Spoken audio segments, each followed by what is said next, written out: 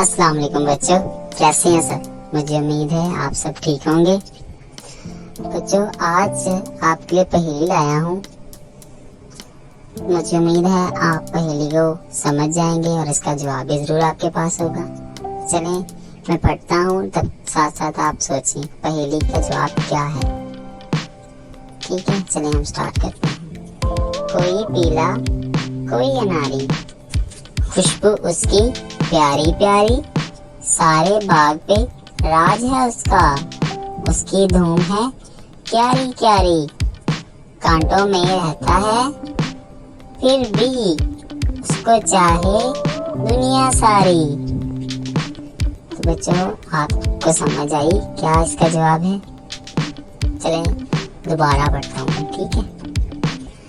कोई पीला कोई अनारी, खुशबू उसकी प्यारी प्यारी, सारे बाग पे राज है उसका, उसकी धूम है क्यारी क्यारी, कांटों में रहता है फिर भी उसको चाहे दुनिया सारी। तो बच्चों इसका जवाब क्या हो सकता है।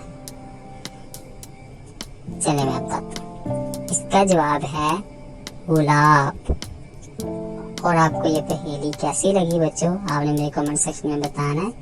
तब तक के लिए मुझे इजाजत दें। अल्लाह हाफिज।